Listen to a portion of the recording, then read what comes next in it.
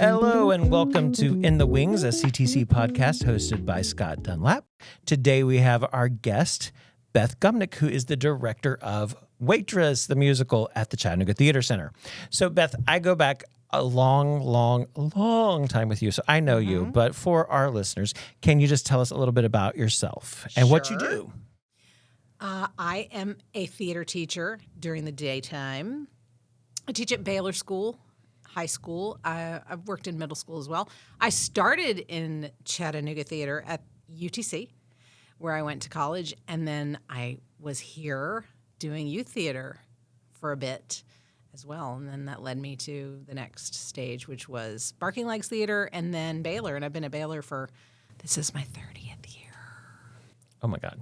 That's kind of weird. I think, I can't remember, it's 27 or 28 years ago, Beauty and the Beast was the first show that I had here as a designer in the youth theater, and you were the director. Yep, and that's how we met. Yeah. So, was it, now when you were here before me, well, not, I mean, kind of. I also volunteered here even further back than that. But when you were here in the youth theater as a designer, was it the little theater then, or was it the It was a little theater. That's what I thought. And it was before this building was built. Because I remember in the early stages when this was being renovated and added onto and everything else, teaching classes at St. Peter and Paul downtown in their school building, teaching some adult theater classes in there and some children's theater classes in there. And, I mean, that's kind of wild to think back to as well. It's been a long time. It has been a minute. Very cool. Yeah. So what your role here is, you are the director of Waitress the musical. How would you define that? Like what does a director do? Well, there are different types of experiences as a director of theater. So it's funny telling Scott this because Scott knows this, because Scott is an amazing director. But the role of a director in a musical and the role of a director in a play without music is slightly different. But it's a lot different. It's okay. You can say that. Okay. It's very different. But the whole overreaching thing that is the case for both of those is you are in charge of the vision of this production and how the story is going to get told. So your vision for how the story is going to get told then trickles down into how you ask your actors to create these characters, and how your music director and your choreographer are helping fulfill the sound and look of the movement and music.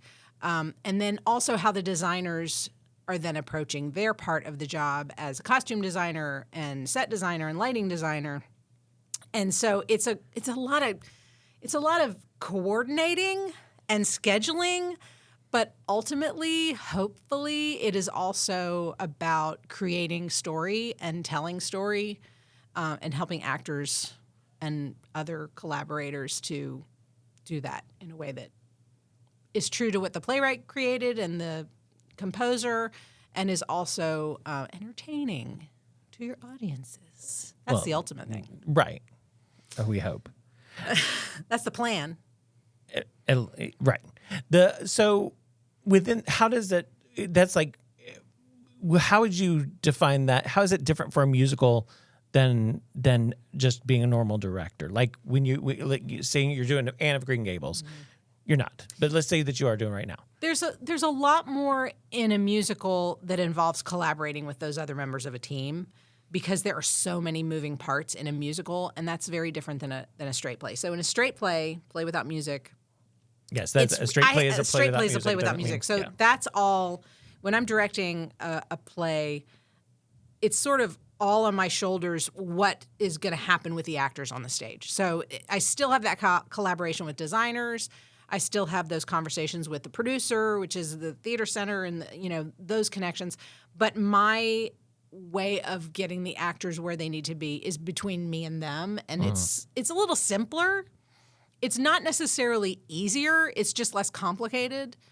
And I feel like, and it's just kind of, there are a lot of things about a straight play that I prefer, in that it's kind of purely that story. Right. And when you are doing a musical, you also have to incorporate, how does this choreographer see this, and how do they translate what my version of the story is into the movement that they create, or how the music director teaches the music to the actors and how they then interpret their songs and how that is incorporated into my vision of it. That wasn't the clearest answer. But. No, I think it totally makes sense. And I mean, for those that are listening, I try not to do this, but I made a face when you said it's not necessarily simpler. And in some ways, I do think it is. It's like a little more pure because it feels more like. That's kind of what I mean. You have more of a connection with the actors in a sense. Whereas in a musical, for me, there's always a little bit of distance because there's always someone else that gets to come first, right? Like the choreographer's always going to have a note and the music director's always going to have a note. And then you're like, oh, yeah, by the way, if you'd like to act like a person, that'd be nice. Well, it's funny because when I was in college, my musical theater teacher said, she basically called everything in between the songs the filler. And so her sort of my God. approach was, she was all about the songs. And I understand that. But the other thing I will say is, there are different kinds of musicals. Right. And so some musicals it's truly filler. Like, some people may or may not like to hear this, but Mamma Mia, it's about the songs. It's about the songs. And so, the stuff in between the filler, I really do feel like it's filler, even though there is a story. Right. But the story really does serve the songs. Right. Well, I feel like I prefer a musical where the songs serve story. Right. Not the story has to sort of find a way to weave the songs together, and we need a big production number here. I prefer when, it's story-driven. And that's one thing about Waitress that is absolutely the truth. It is very much driven by character. And so the songs, for me, really help show character and really help advance the story and the development of those characters, which I like. And I think people might not realize this, but like when you're directing a musical, as a director, sometimes there's songs that you get to do because they don't necessarily require a team of people lifting someone up and twirling them around. And that for me is when I get to connect with the actors a little bit more, is like deciding, let's move on this part, or let's, Yeah. And it is interesting to see how choreographers approach choreographing a song differently than a director blocks a song. Right. So if we both took the same song, we would be emphasizing different things and creating different looks for that. And then so as a director of a musical, you have to decide which of those things am I going to hand off to a choreographer and then sort of collaborate with, but let the choreographer take the lead on, and then which of those do I feel strongly about? This is how I see it, and this is how I want to establish it. Right. So. Well, and like one of my biggest fights always as a musical theater director is who's telling that story, because like a choreographer wants all 40 people to be in this number, and I'm like, we don't all have to tell the story. Right. It doesn't make sense for, Mr. McAfee to dance in the middle of Birdie's big number because he doesn't want him to be there. Yeah. So why is he dancing? That kind of thing. Yeah. And so, it's interesting. You're right. Choreographers and directors sometimes have very different visions of what they want, Or just how to tell a story through movement. Because choreographers think like dancers and directors think like actors. Right. And there is overlap, but it's not necessarily always lined up the same way. And so actually in this show, I've had a really good time working with Jennison because Jennison, as a choreographer, loves to collaborate. And so I've been in the choreography rehearsals and been able to work with her to make sure that we are in line. Right. And she's very talented too, and just great to be working with. She's awesome. Yeah. So tell us, like, how did you get here? Like, did you know about Waitress before? Had you seen it? How did you come to this particular show? This role in this show? Well, I've done a few shows here. And so I hope that I have a decent reputation for creating good productions with a great team here at CTC. And so that's one piece of it. I did not seek out Waitress. I didn't see it on Broadway. It's okay. I've seen a bunch of shows, and I saw other things in the same time frame, but I never saw Waitress. I don't know why. It just wasn't one of the ones that I ended up seeing. And so Rodney talked about the idea of whether I'd be interested, and I was like, and so I started listening to it. And truthfully, the music is what made me go, oh my gosh, this is really something. The music is really special. Yeah. It is beautiful and soulful and fun and funny and all kinds of things. And so my connection initially was to the music before I really knew a whole lot about the storyline. And then it went from there. And once I knew more about it, I said, this would be great to work on. And it's very different than the last show I did, which was Something Rotten. Very different kind of musical. And so the contrast is kind of fun because it gets boring to do the same type of thing all the time. So it was nice to do something that was a little different. Absolutely. And they are, yes, extreme, about as different as you could be. Yeah. But it's interesting is we talked about this a little bit the other day. Musical theater sort of feels like it's heading in a little bit of a different direction. And those Something Rotten and Waitress are contemporary musicals. Mm-hmm. It's interesting that Something Rotten is a little bit more of a throwback to an old-fashioned musical. Yeah, it really is. And Waitress is more contemporary musical. For me, I like the old musicals. Mm-hmm. You know what I mean? Mm-hmm. I do. It feels like sometimes it's becoming about like parking and barking, and it becomes more of a talent show than telling the story. And especially when you have a director who says the stuff in between, the filler, the filler. And I'm like, you go to see Annie, and you know all the words to "It's a Hard Knock Life," right? Yeah. But a modern musical, they're getting a little more complicated. But I will say, my experience with Waitress, the first time I heard about it was Sarah Bareilles recording the songs and then playing on social media before they even announced, I think, dates for the show or anything. It was just like she's writing this thing, and as much as the music isn't as important to me as an actor who does musical theater, it's really special music. Mm-hmm. It is really good. Mm-hmm.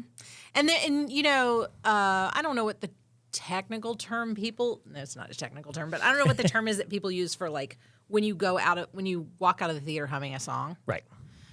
And there are some musicals that absolutely do that for you, and then other ones that just don't. Mm-hmm. And I'm not going to throw any musicals under the bus, but you and I could probably name a few where it's like, it's forgettable. Like, okay, it was a fine evening, but it's forgettable. And Waitress is absolutely not that. Yeah, the songs, whenever I start on a musical, the songs start going through my head nonstop all the time. And sometimes that's really annoying. But with Waitress, it's like this kind of, it's almost, it sounds really cheesy, but it's kind of this little wave that I'm floating on as the music sort of lives with me, as I get to know it better and better. And I don't mind it because it's such great music. It is such great music. And then I will also say another appealing thing about Waitress is that it's created by a woman. That has an appeal. The fact that it's a way to elevate work that a woman has created and support that. And I'm not going to do that with something just because someone is a woman who created it. But when a woman creates something really great, it gets me really excited, and I like being a part of that. So that's kind of part of it too. Well, and the creator, not just the team of Waitress the musical, was all women, but the original movie that it's based on, a lot of people don't realize it's based on an independent film from the early 2000s. It was also written by a woman who, strangely enough, was murdered. Yeah. They even did a Law and Order episode about it. They ripped from the headlines kind of thing. And the sad part is the movie, that's kind of how they publicized the original movie. That's how I heard about it. That's why I went to see it, was like, well, I kind of want to see this woman's work. Like, she was kind Adrienne of Kelly, poised. right? Yes. She was poised to be this great, she directed it too, right? Like, she directed the movie? I don't remember if that's true. All right, don't fact check me on that. But I know that she wrote it at least, and she was Jenna in the movie. No, she was Dawn. Oh, she was right, Dawn. right. Carrie Okay. Russell was Jenna. Yeah. Oh, right. Yeah. So she was Dawn in the movie. So she had a role in it, one of the principals, and then for her to be murdered in a really strange... It's very strange. It was like a contractor who was working in the building where she had her office. And she and complained. it was staged like it was a suicide, but it was a kind of like being in the wrong place at the wrong time kind of thing. Yeah. It was very strange. And that's kind of... She had a young child. She had like an 18-month-old, happily married. It was really weird. It was really weird. And that was kind of the publicity for the film in a weird way. It is a shame. So it is kind of interesting that all these years later, somebody looks at this and says, oh, besides the sensationalism of all the things that happened to this lady, well, there's a cool story here to tell. There's something there, yeah. And there were some great people in the original movie. You know, so... Andy Griffith was in the original movie, right? And Nathan Fillion, is that right? Oh. Nathan Fillion, yes. That's how you say it. Played Dr. Pomander, and Kerry Russell plays Jenna. It's not a musical. And then the actress who played Becky is also someone who you would recognize. She's a character actor. I can't remember her name, but I mean, a great cast. And I do think that Adrienne Kelly, before her death, did know that it was going to be well received. She was already getting positive accolades for it. Absolutely. Like it had already been nominated for a Golden Globe or something. Again, like I said, she was like on the cusp of having this. Like it's interesting. She might have been like a Greta Gerwig type of director. She was kind of poised to be that, and then definitely writing some really great stuff. Yeah, and she was young. Yeah, it's very, very sad and weird, but it's also, I think it's interesting that it has this life so many years later. It kind of breathed the life into it and all of that. It's kind of cool. So along those, you kind of said some things, but once you heard the music and you were on board, what about it attracted you? Why did you want to do this? Like what, besides like, yes, okay, sure, I buy the music. What about the story? What about the play that you said, I think I'm the right person? I think it's just the female angle and the fact that it's a combination of things, but the women in the story, I will say that one of the flaws, I think, is the male characters are a tad underdeveloped, in my opinion. And so when that's the case, you kind of have to do a little bit more work as an actor to find who he is and all that kind of stuff. But the female characters, and really all of the characters, what I really find appealing about them is how flawed they are. Right. I find that super appealing to work with because you love them and you appreciate them, and they love and appreciate each other with all their flaws. And that is something that, as I get older, I feel like I recognize more and more in my own relationships, the flaws in my friends and my family and myself, and how we accept that about each other. It doesn't mean that we don't challenge each other or try to make each other better, but like having relationships where people will embrace you and accept you even though you're flawed. Right. And I think that we can be in a dangerous position, with social media and everything else, of feeling like you need to be perfect and every move you make has to be perfect or you're going to get canceled and everything else about the way the world is now. And the older I get, the more I recognize that there are wonderful people who make mistakes and who still deserve to be supported and loved. And that's a big message in the story. And the sort of like judgment part of it all is separate, like not separate. That's not the right way to say it. It is not a judgment-free zone, but it is not a judgmental relationship amongst these people. So they recognize and challenge each other for the decisions they've made and choices they've made, but they don't judge or tear each other down. And again, it also comes back to what I think is a big important part of the whole story, which is a sense of community, that this story is about a community coming together to support someone and care for that person. I think that's an important theme. That's actually more of a theme that I discovered after I'd lived with the play for a little bit longer. Not initially, that wasn't the thing that jumped out at me first, but that's one of the things that's landed really well. The notion of the people who are part of Jenna's community are the ones who help her to be able to make it through the challenges she faces. And I think that's a good theme and one that connects with community theater because, I said in the auditions, it's community theater. It's theater, but it's community, and community is a massive part of what this place is supposed to be about. And finding your people and being supported by those people and connecting and developing friendships and supporting the Chattanooga community and learning and teaching, all of that rolled into one. Well, and it's interesting because I think a lot of it feels like, and don't get me wrong, I am a huge fan of fairy tales. I love when the good is rewarded and the bad is punished. One of my favorite musicals was Into the Woods, in which you played my wife, or I played your husband. It's true. That too. That too.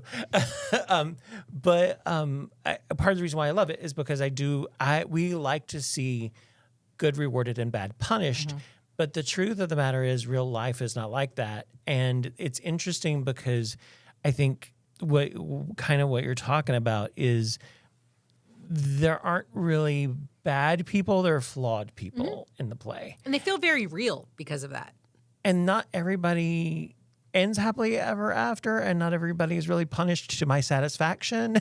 You know what I mean? True, that too. And I think it's interesting because it feels like in our modern times, what we're searching more and more for are role models.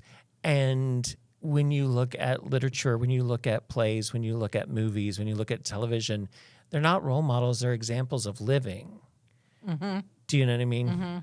And that's where I think we're kind of, you have to have bad people do bad things in order to see people overcome it. And also good people do bad things. And good people do bad things. That's part of it too. Good people make bad decisions and deal with the consequences of those decisions.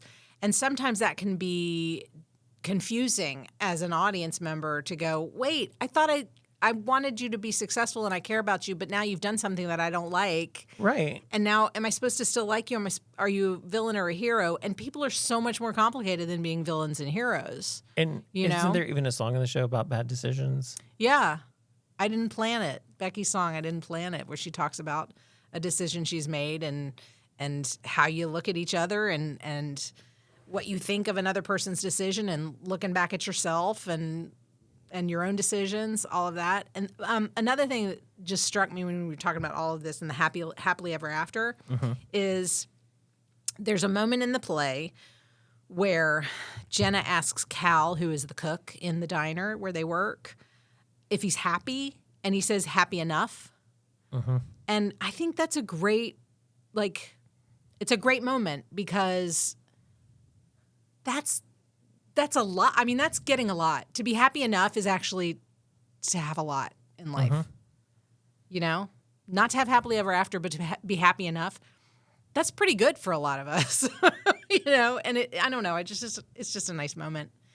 And it is also connected to the notion of you decide what you're going to make of your life and how you handle those good and bad decisions and how they impact you and what you're going to do with them. The pay is the same. Yeah. You know? And we're all ending up the same in the end. Right. So, yeah. So how would this is not on my cards, but I'll ask it.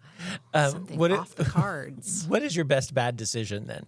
If it's about bad decisions, what is your best bad decision? Oh my gosh. I've made so many bad. So many.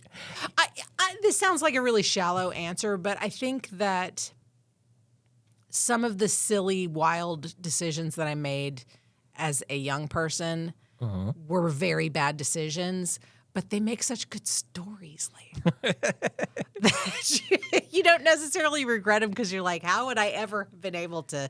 I wouldn't have been able to tell this story if I hadn't.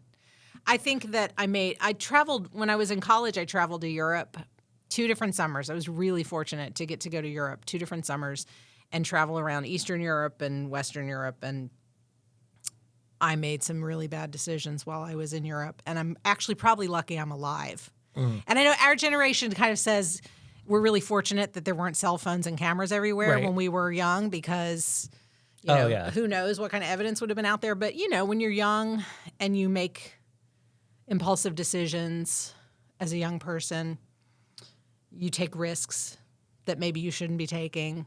But they're also the way that we grow up. Right. So I will say this is the school-approved answer to the question. The best bad decision that I ever made was going into theater. Okay. Because it's not a real safe career. Right. There's no guarantee you're going to have work.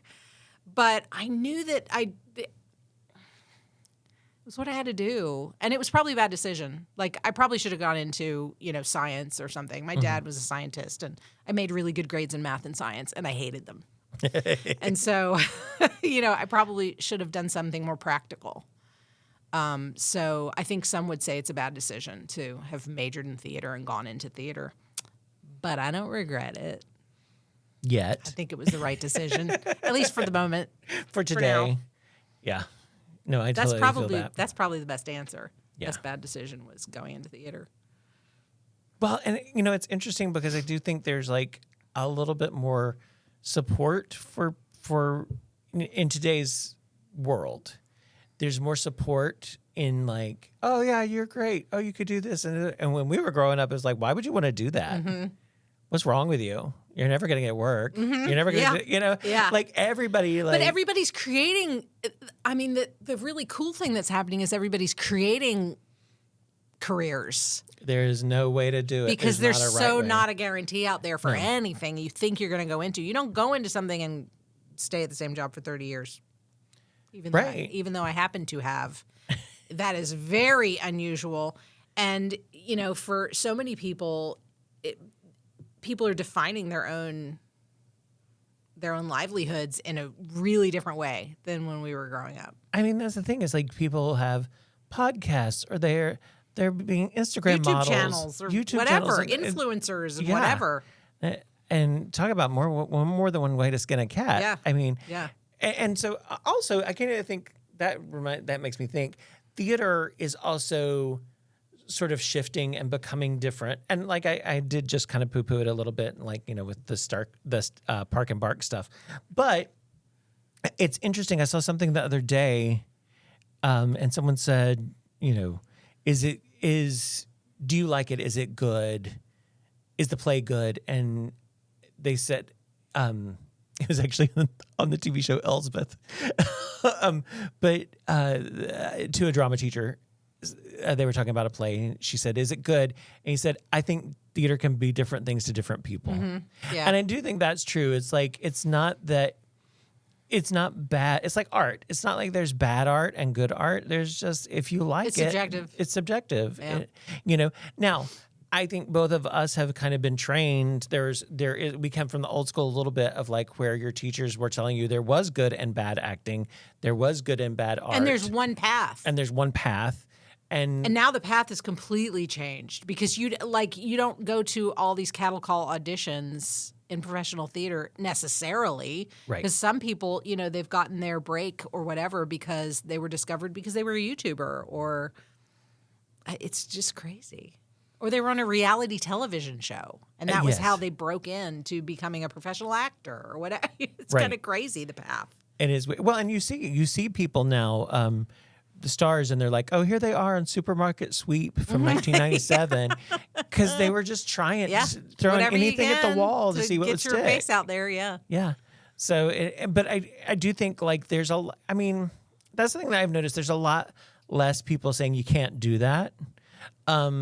It's interesting because as directors, we are people that say, but you're not going to do it for me, which is kind of hard. Yeah. If you want, I don't know, do you want to talk about that? The casting process, not for this particular show, but when you're casting, people are always I know that people are disappointed.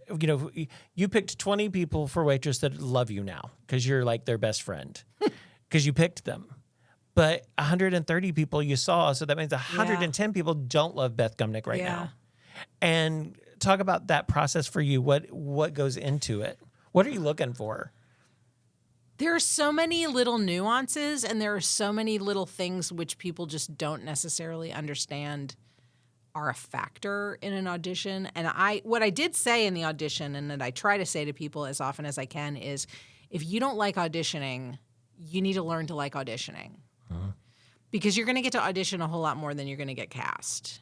And so if you really want to do this, get to where you enjoy auditioning, that this is your opportunity to play that character. This is your opportunity to perform in front of other people, and embrace that, because not only will it make you more confident in your audition, but then this will not have been a waste of your time or a disappointment, because you got something out of it. You had a great time. And that, I think, is really important, even though it's nerve-wracking to audition, to remember that the audition itself can be a really good experience and can be your opportunity to shine. And then the other thing is, as hard as it is to believe, that when somebody says don't take it personally, there are so many factors involved, and very few of them are about judging someone as good or bad. A lot of times it has to do with a vocal quality that you can't even explain, a vocal style that someone has that's slightly different than another person, or a way that two actors connect in a particular read, or, there's so many factors. But then the other thing is, with this production, with the ensemble, there are 12 people who are members of the ensemble, and they play a variety of smaller roles, and they play diner patrons. And it's about how the group looks too. Like, what does the group look and sound like together? Part of our audition process was having people sing together, and part of our audition process was having people do some improvisational things where they were creating a story together. And so those things, there were so many things that come into play. And I think the most important thing for people to remember when they go in and they audition and they feel like hurt or rejected, or, like, oh, I must not have been good enough, or anything like that, to remember that there are so many factors that you can't control about the audition. So don't worry about them. You just worry about making sure you do what you're supposed to do. You're on time, you're polite, you're friendly to other people, you put your best foot forward in showing what you have to offer. You are professional and courteous and follow directions, and let the chips fall where they may, other than that. Well, it's interesting because you can say, even I'm sure that there are some wonderfully talented women who auditioned for this. They did all of the things that you just said. They did it all right. And they still weren't the ones that got picked. And they still weren't right. You can do everything right and still not be right. And it's not even not right. It's just right not for this fit time. This time. Yeah. Yeah. Incredibly talented people, and different, part of it is a vision. Part of it is a combination of people on stage together. Part of it is voices and how those voices work together. There are just so many factors, and it's heartbreaking. It's really hard. The casting process is really hard and really stressful, and it is not without, turmoil. And because there are more people in the conversation than just me. That's what I was just about to say. It's a war room, because when I'm directing a musical, very often I feel like I get the responsibility, because yes, you're the director, you're over the umbrella, so people blame you for not getting cast or or getting cast. But there's other people in the room, and there are other people weighing in. Yeah, it's a group decision. One of the reasons why I like directing a straight play, a play without music, is I get to be the one that chooses. And there's always a compromise. Yeah. There's always a compromise on a musical, because the music director is going to say, but they can't sing it. The choreographer is going to say, but I really need this person because they're good at dancing, and so it's always it can be, it's never been heated necessarily in the sense of an argument, but it's been passionate before. When I'm in that process, there's usually somebody that, if everyone in the room is really pulling for or saying, no, this person is better. And then there are other people who you come in and you realize you're all kind of on the same page with. And then no others, brainer. I mean, there is never a casting decision where I leave and go, we got it. We nailed that one. There's always going to be this sort of feeling of hope that was the right direction to go, you know? It's always a challenge. But the other thing that I will say about auditioning and how it feels to audition and what to bring to the audition, one of the things I always tell my students is what you bring that nobody else can bring is you. Right. So don't try to not be you. Be the version of the character that is only able to be created by you. And if that matches with what they're looking for, then that's awesome. It worked out that time. And if it doesn't, that's okay.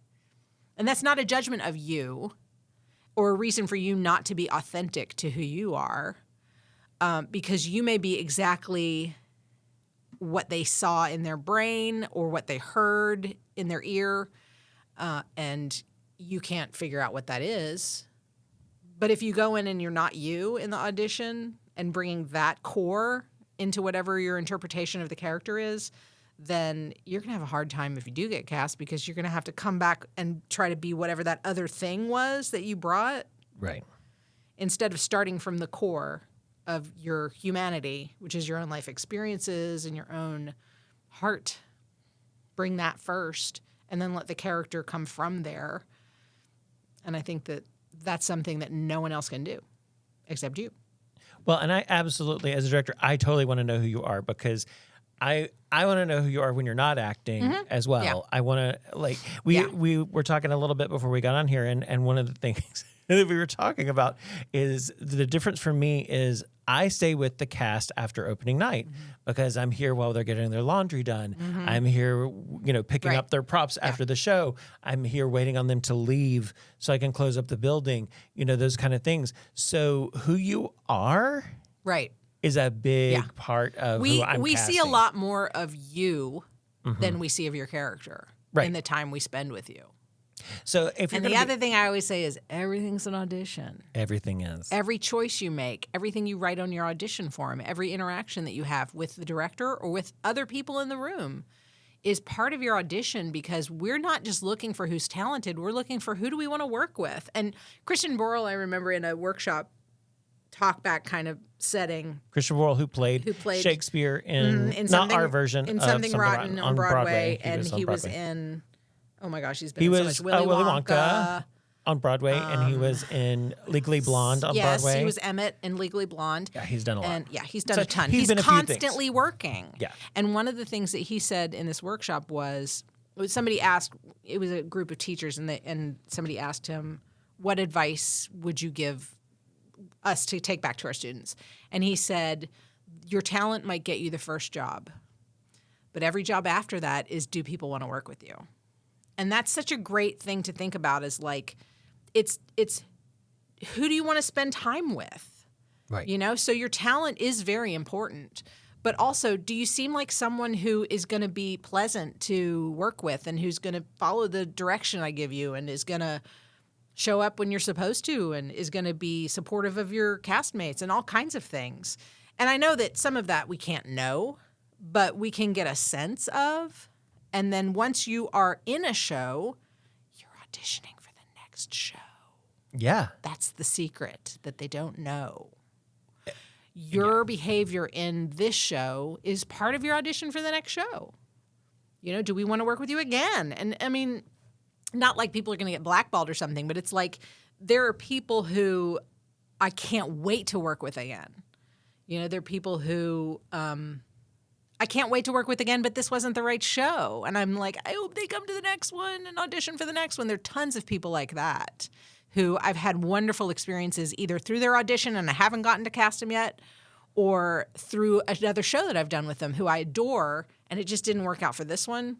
There are lots of those people. And to remember that sometimes it's just not this show, but be true to who you are and be a valuable member of this community and come on back for the next thing. And, Well, and you also said something when we during, it was not necessarily COVID lockdown. It was just after it where we were starting back up again. And we wanted to do a musical, and we did Little Women, and we had, of course, a ton of women audition.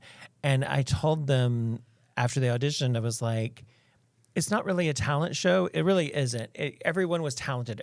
We talked after like the first couple of auditions here, and you're like, there were maybe 6 people that we were like, maybe not the strongest singer. But the rest, it was an incredible pool of talent. Right.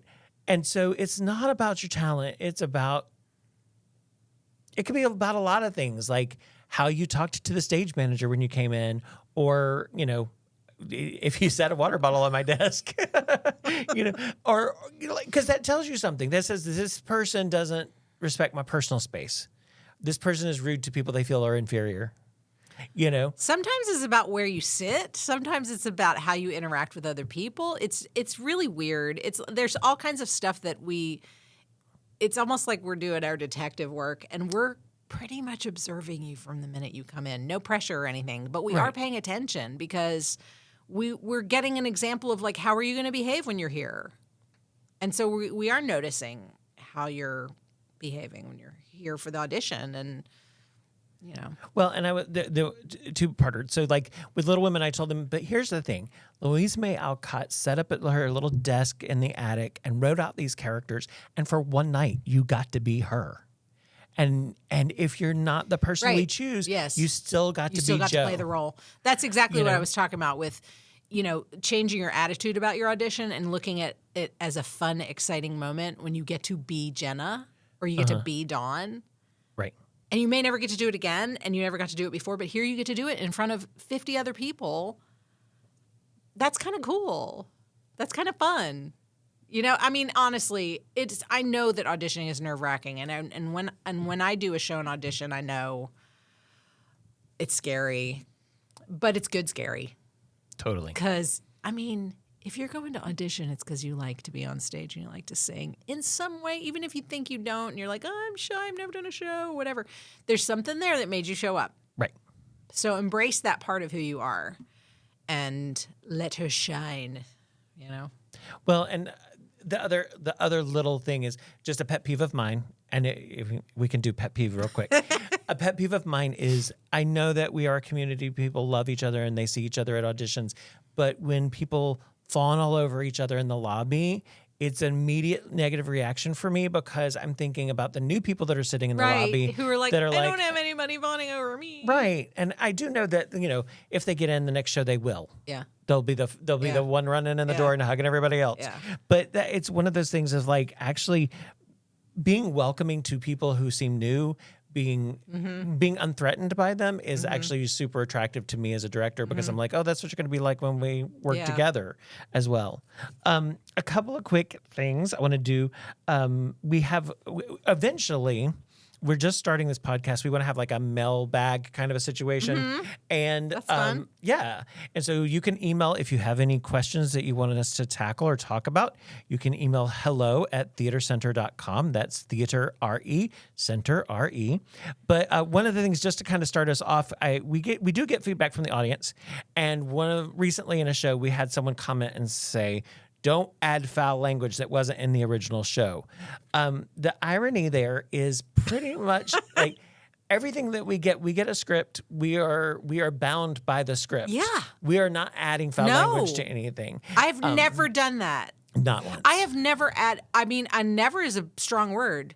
I have never added words to a script. Right. Like that's not what, and the truth is, it's in the Theater Center's best interest to do what the publishing companies require because the Theater Center wants to keep doing plays. And if they don't do what the publishers and the writers of the play have required, then they'll lose the opportunity to do more shows. If we change scripts, it gets back to them. If they catch us, where we lose those catalogs That's so of strange. plays. Yeah. Well, I think what happens, added. it's funny because Chuck Tuttle, who's our educational director, talks about this a little bit.